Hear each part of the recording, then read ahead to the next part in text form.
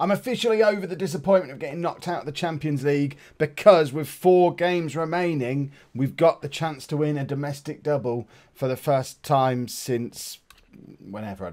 I know Arsenal have won it before. I don't know when they won it. A long time ago. We can make history, but first we have to navigate the FA Cup semi-final and not mess up the league.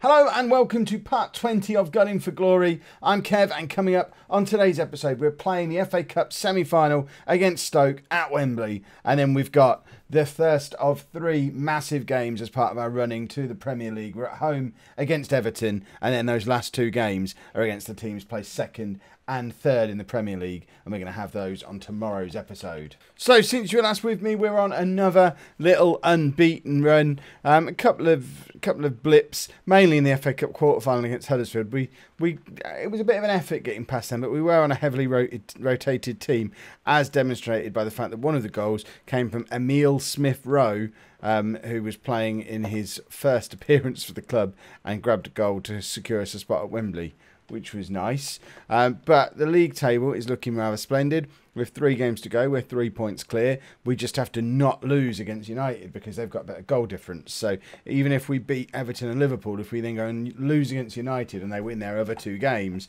we're going to lose the league on goal difference. So we've got to just win every game. That's the easiest thing to do, and avoid defeat against Manchester United at all costs. But before that, we have an FA Cup semi-final to navigate against Stoke, and this is the team that we're going to put out there to try and book a spot back at Wembley, because we're already at Wembley for this bit. So we've got ter Stegen in goal, a back 4 of Kolasinac, Christensen, Tar and Bellerin, Diawara and Sanchez in midfield, with Iwobi, Ozil and Lamar in behind Iheanacho. Let's get into the game. I don't normally have to press that many buttons to get into a game, but here we are, we're into the game now. And former posh striker Saido Berahino up front for Stoke. I mean, he did only play for us on loan, but still, it's nice to see a former posh player in an FA Cup semi-final. But I don't want to see him in the final, obviously, because we want to get to the final. And Ozil's through, and probably could have done a little bit better with that. He scored a lot of goals for us this season, but didn't look like he was at all confident of putting that one away. And, I mean, it's not a massive issue, 4 minutes into the game. I think we can probably live. There should be other chances. Maybe not for Ozil, though, because is he about to get sent off? No, he's not. Good, just a warning. I can handle a warning, and it's a pretty tame free kick from Stoke, and it ends up in the arms of ter Stegen, who lumps it upfield, and it just bounces back off Iheanacho. But Iheanacho is now through, and Butland makes the save. And we've had a couple of decent chances early on. I wasn't that worried when we missed the first one. Now we've missed the second one in 5 minutes. I am starting to think, please don't let it be one of those days. We've had 3 shots. All 3 of them have been on target, so they're good saves from Jack Butland. One's been a clear-cut chance. Stoke haven't had a shot yet, so we need to make this period of early dominance count. And I think Iheanacho just hit the post, and it bounced back into the arms of Butland. In fact, it's gone down as a shot on target, so it must have been an incredible save from Butland. But he doesn't get number 5 of the shots on target in the first 6 minutes. He doesn't manage to get right. Hold on, a few people have said this. Kev, why aren't replays on? I don't know why replays aren't on, but there you go. I've just noticed it. Let's get the replays back on. Ever since I started with the new computer, the replays have been off. Despite the fact on my stream save, the replays are still on. But for some reason on this one, they're not. But they are now back on now, although we don't get to see that beautiful Iheanacho goal, which is a bit of a shame. But officially, we're back with the replays. And now Stoke have had a couple of shots. Now we've had our first. We've wounded them. We've got them on their back feet. Is that a thing that you do with a football team? But Iheanacho's in behind again, trying to use his pace and crosses beautifully to Iwobi. And that's 2-0. Embrace yourself for a 3-dimensional replay, everybody. And this is the first. It's not the first one I've seen on this computer, because, again, I've seen it on the stream. Which, by the way, streaming tonight here on YouTube. We're moving the streams from Twitch over to YouTube. We're carrying on with the DP Rangers save we've been doing over on Twitch, but it's tonight, if you're watching this video when it comes out, 9 o'clock on this channel. It would be splendid to see some of you come along and join in the stream fun. I always enjoy a good stream. Did Iwobi just run off doing the chicken dance? And it looked like he was running away, giving it a bit of that. And Iheanacho is running at the Stoke defence again, and they are really struggling to cope with him. And Lamar now with a bit of a I don't know the word, silly shot I mean, silly's not the word. Hopeful, probably. It wasn't ever going to go in from there. But, you know, sometimes you hit them just right, and then you look like an absolute genius. Berahino's in and tucks it back nicely, but there's no one there to support him. And now we get to break free, and it's Iheanacho in behind again, and hits the post, I think, because that time it's not giving away a corner. I thought it was yet another good save from Jack Butland, who, despite them being 2-0 down after about 10 or 12 minutes, has had a blinding game for Stoke so far. But I imagine the stats won't show that. Iheanacho's in again, makes it 3-0. And regardless of how well Jack Butland is playing in goal for Stoke, the Stoke back four are not having a lot of fun with Kelechi Iheanacho running at him. And he is hitting incredible form at just the right point of the season. He got, no, it was Iwobi who got a hat-trick. But Iheanacho's been scoring goals for fun recently as well. And the two of them together have just been scoring lots and lots of goals. And there you go, he's got a hat-trick now. It's 4-0 after 36 minutes, his 17th goal of the season. And I think in a minute we're going to have to stop talking about how well Jack Butland's playing, because to be 4-0 down after 36 minutes at Wembley, you can only be playing so well. You can put a lot of blame on the defence because they are really static and letting Iwobi and Iheanacho just run past them at will. But that being said, 4-0 down in the first half. We've only had one clear-cut chance and scored 4 goals. So I know Iheanacho's in good form. But is he in form that good? Iwobi looks like he's struggling a little bit for fitness, and there's no reason to keep him on the pitch at this point. So we'll take him off, bring on Danny Welbeck. I know it's a bit early for a Kev substitution, but we've got important league games to think about. This game is pretty much won now. If we don't now make it to the FA Cup final, it's going to be another one of those games that people talk about because Kev managed to throw it all away from a dominant position again. Right, Welbeck to Iheanacho. Ozil's in and he hits the post now. And that's probably going to be Ozil's last touch because he's also struggling a little bit for fitness. Asensio sat there on the bench, so it makes sense to give Asensio a little bit of big game experience. And we're going to do exactly the same with Callum Chambers in a minute. And probably going to bring him on maybe for Tar at the back for like the last 20 minutes or so. So he can play 20 minutes at centre-back. I could have brought on Mustafi, but Mustafi probably doesn't have much of a future at the club. Callum Chambers might.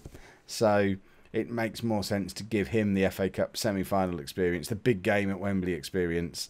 Mustafi's never really going to get past this selection of excellent young centre-backs that we've got at the club, and probably is someone who we need to be looking to move on over the summer along with Koscielny. Asensio, pretty significant miss there. But it doesn't really matter. 7 minutes to go. We've booked our spot at Wembley, here at Wembley. I mean, how much longer have we got to have FA Cup semi-finals at Wembley for? It does just sound silly. We should be getting excited that we're going to Wembley. We shouldn't already be there. And imagine what life's like for Tottenham. Goodness me. Wembley every week. Welbeck, can he square it? He doesn't. He decides to have the shot, but Iheanacho was in space in the middle, and he could have squared it, and Iheanacho could have had a fourth, and we could be 5-0 up. Stoke have now hit the crossbar, but we've completely taken our foot off the pedal at this point, so it doesn't really matter, and it would be nice to just close them out with a clean sheet, but I'm not at all bothered if we don't. It will save the club money if we concede a goal here, because then we don't have to pay out clean sheet bonuses to the defence, but we do have to pay them out, and it's a price I'm willing to pay. We're into the FA Cup final, and now it's all about the league for these last 3 games. We're going to have Everton today, and then Man United and Liverpool tomorrow. If we can win them all, we're then 1 game away from a domestic double. Don't see any reason to change the team for the Everton game after playing so well against Stoke. So I won't change the team for the... You get the idea. We're massive favourites to win this game. And if we do, and if we can get a slip up for Manchester United, we could be in a really, really strong position going into that final game. In fact, it looks like they have slipped up. Oh, no, the game's just kicked off, Kev. They've not slipped up yet. They're still drawing just like we are, which is why there's still a 3-point gap. But they might slip up, and that's important. Because it would be really... Oh, for goodness sake. 2 minutes on the clock and it's us who are slipping up. And, I mean, this has the potential to be a complete disaster. If we don't beat Everton, we're then going to go into the Man United game fresh off of our first defeat in goodness knows how long and really nervous. We're going to bottle the league and win the FA Cup. I mean, that doesn't seem like Arsenal at all. Oh, I thought I'd got away from the Arsene in disguise thing last season. But we're so It really could be about to happen again. Right. Let's forget about that and go and win this football match. That's it. There's still plenty of time. They scored early. We've got a lot of firepower with Iheanacho and Iwobi in the form they're in, and they combine. And it's Alex Iwobi's 9th goal of the season, but that doesn't tell the whole story because it must be his 6th goal in the last 6 games. He is scoring for fun at the moment, and we've finally got someone who's made the Alexis Sanchez position their own. It had been Danny Welbeck had a go, Lacazette had a go, Iwobi got a go earlier in the season, but certainly since, I don't know, February time, we're losing again. Since February time, it's all been Iwobi down that side. But we're too leaky at the back all of a sudden. How can we keep such a solid clean sheet against Stoke and then play Everton and concede 2 goals at home in the first 15 minutes? We're just going to have to outscore them. We're capable of it.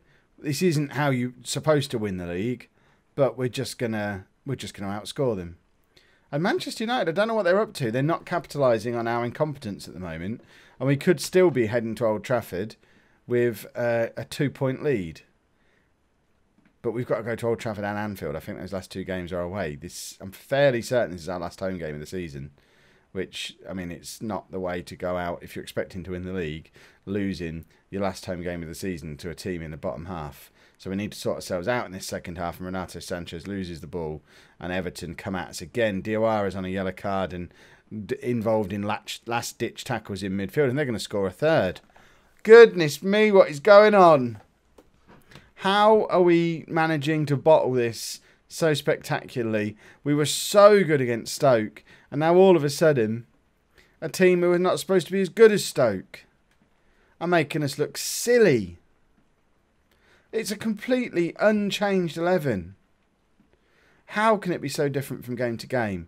Right, Iheanacho, we've got to score a lot of goals in not a lot of time now. Bellerin in behind, squares to Iheanacho. We've got one back. We've still got 35 minutes to grab another couple of goals without conceding, and then this can all just be old Kev, what's he like, making himself panic, but still went on and won the game, and that's what's important. That's what we need to be happening here. But Ozil's not turned up at all. He's just not a big game player. We had this issue with him last season. Right, Lamar. Okay, Ozil is clearly listening to me and has got the equaliser for us. And now, 20 minutes to find a winner is looking a lot more doable than 35 minutes to score 3 goals was a little while ago. And that's a nice finish from Ozil as well. And, okay, so perhaps he has turned up. Perhaps he can do big games. I'll let him off. Right, what can we do to freshen up the rest of the team? Tar is struggling, so we're going to bring on Mustafi for him. And we'll take off Diawara because he was flying about a little bit in there. Again, on a yellow card, getting involved in some last-ditch tackles. I know Ramsey doesn't offer us as much protection, but could give us that little bit of extra creative spark going forward, which we kind of need. Should we take off Sanchez and bring on Asensio? Stick Asensio back in midfield like that. And just see if having an extra... I know he's not playing in an attacking role, but an extra attacking player on the pitch. If we get a free kick or a corner, Asensio is very useful to have on the pitch. And let's just please not concede another one. We've done so well to get ourselves back into this game. Let's not mess it up from here. Ozil, out to Iwobi. Can he beat his man? Of course he can't, but he's trying to win it back and puts him under pressure so we win the ball back in midfield. And it's Iheanacho, but he now loses out. But the ball drops to us again. We've still got 5 minutes, and Iwobi beats a man this time. They've got 3 on him, but Iheanacho picks up the loose ball. It's his 2nd of the game. He's 19th of the season. He's 5th of the episode. Kelechi Iheanacho is trying to single-handedly win us the double, and I don't know what those Everton defenders were doing there, but they completely messed up. And now Iheanacho's giving it the chicken dance as he runs off to celebrate. And as it stands right now, we are 5 points clear at the top of the Premier League with Man United still to play. They must be drawing, I guess. I don't know who they're playing, but this is potentially massive. What an important goal that could turn out being. We need to find out what happened in the United game. How on earth do we do that? I've forgotten how the buttons work. Premier League. Manchester United drew against Leicester earlier in the day. Wow. Okay, so now, if we go to Man United and don't lose, we'll win the league before even having to play Liverpool. And that's a nice situation to be in, and that's what we'll be seeing on tomorrow's episode. If you have enjoyed that, please make sure you pop a like on there for me. Subscribe to the channel if you'd like to see more, and thank you very much for watching.